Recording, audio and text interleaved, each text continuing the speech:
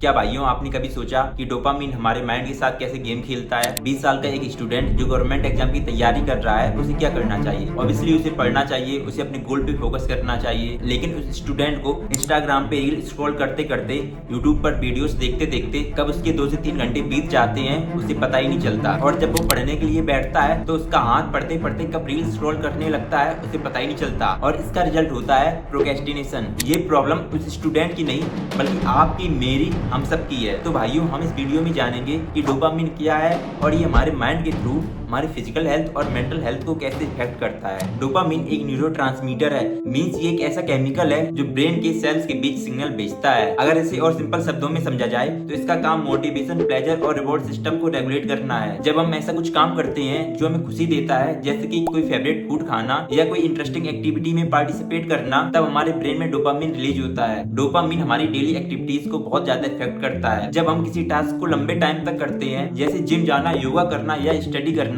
इससे हमारे ब्रेन में लॉन्ग टाइम में कम डोपामिन रिलीज होता है। लेकिन सिगरेट फूंकने से या चॉकलेट खाने से बिना एफर्ट के बहुत ज्यादा डोपामिन रिलीज होता है। इसीलिए आपने बहुत लोगों को देखा होगा कि उन्हें सोना बहुत पसंद होगा, उनके लिए उस स्लीप से ब्रेन में डोपामिन रिलीज होता है, जिसकी वजह से वो स्लीप के एडिक्ट हो जाते हैं। डोपामिन की एक खासियत होती है कि अगर आज आपने 10% लिया तो कल आपके ब्रेन को 11% की आवश्यकता पड़ेगी। इसीलिए कोई सिगरेट, अल्कोहल या टी एडिक्ट इन्हें पीने की क्वांटिटी डे बाई डे बढ़ाता रहता है। डोपामिन हर उस एक्टिविटी पे अप्लाई होता है जिसे आप डेली करते हैं। डोपामिन को अगर सही से यूज किया जाए तो इसके फायदे भी हैं, जैसे कि सुबह उठना, जिम जाना या स्टडी करना, इससे भी हमारे माइंड में डोपामिन रिलीज होता है, लेकिन इसकी मात्रा बहुत कम होती है क्योंकि ये लॉन्ग फॉर्म प्रोसेस होती है। डोपामिन कितना खतरनाक हो सकता है ये आप इस बात से समझ सकते कि किसी व्यक्ति के शराब पीने से उसके माइंड में जितना डोपामिन रिलीज होता है उतना ही ज्यादा सोशल मीडिया यूज करने से हमारे ब्रेन में डोपामिन रिलीज होता है। एक टाइम बाद आप इस डोपामिन के इतने एडिक्ट हो जाते हैं कि आपके सामने आपको दिख रहा होगा कि ये काम इंपॉर्टेंट है,